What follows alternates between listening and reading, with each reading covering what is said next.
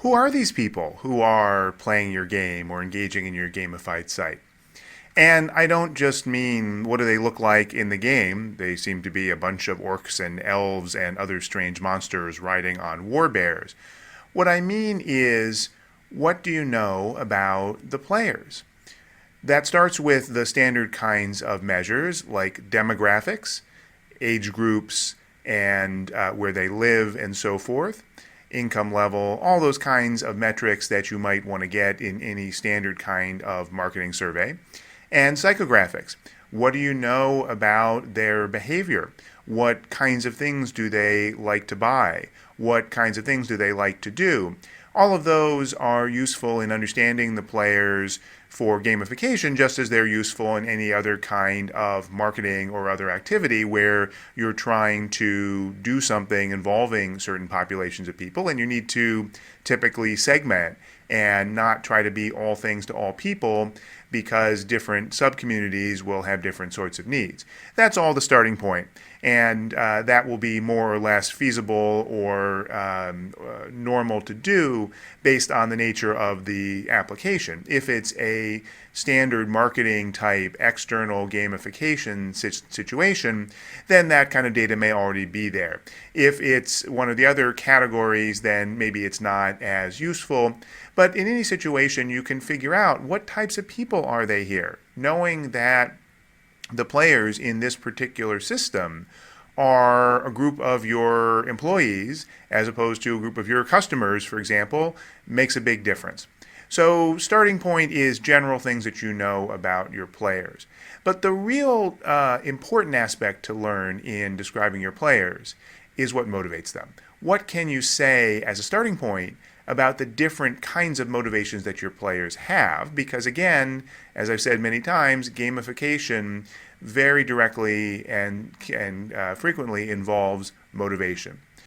So here we see a chat room log from World of Warcraft, just to illustrate some of the different kinds of things that will motivate players even in one massively multiplayer online game. And we can see it just by the different things that people are asking for here in the chat room. So this person here, the lingo may not mean anything to you if you're not a WoW player, but this person here is looking for a couple other specific skills, a fighter that does damage and a healer, for what's called an instance run. They're trying to defeat the bosses or monsters in this specific dungeon in World of Warcraft. So that's a group that's coming together to try to beat a dungeon, and they need some help.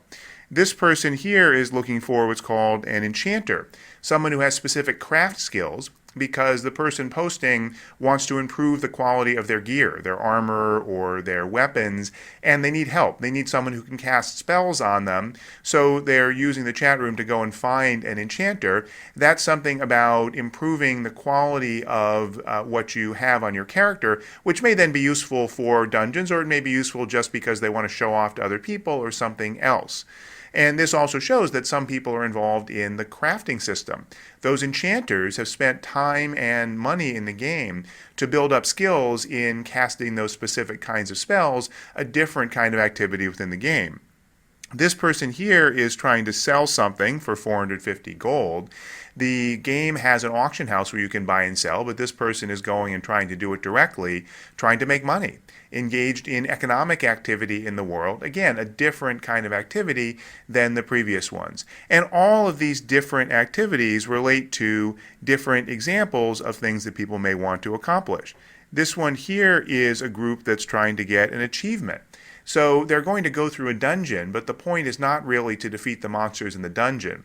The point is to get this achievement that the game has set up. If you conquer a certain dungeon in a certain way, you get a reward. You get a recognition that you hit that achievement, and so that's the objective of that group that's going on there. Lots of different things happening all within the same game, a key to why World of Warcraft is so successful, and a lesson that we can take to apply to gamification. All right, so how do you define different kinds of players in a gamified system. The most common model of player types that is discussed today in gamification is the Bartle model of player types. Richard Bartle, who I mentioned earlier as the games researcher and designer from the University of Essex, came up with this framework several decades ago when he was studying the early multi-user dungeons, the early massively multiplayer online games. And what he found was certain recurrent patterns and 4 broad types that he could bucket players into. Now, Bartle was expressly not trying to make a statement about player types in every game, and he certainly wasn't trying to make a statement about motivational types in the world in general that would extend past games. But his framework has proven to be very durable. It's a great starting place because you can find these 4 categories in pretty much any kind of situation that gamification would apply to, but take it with a grain of salt. Exactly what the borders are between these categories and exactly what the percentages are of people that fit into them is subject to a great deal of debate, and gamification applied in a particular area may involve a different set of categories of player types. For example, if it's an internal gamification system for helping people get to know each other at work, or for improving the productivity of researchers trying to piece together pieces of information, maybe these 4 categories I'm going to give you don't work. But as a starting point, it's a great way of thinking about different kinds of player types. So Bartle talked about 4 categories, a 2x2 matrix of player types. On this axis, on the one side are players, and on the other side are the world, or is the world.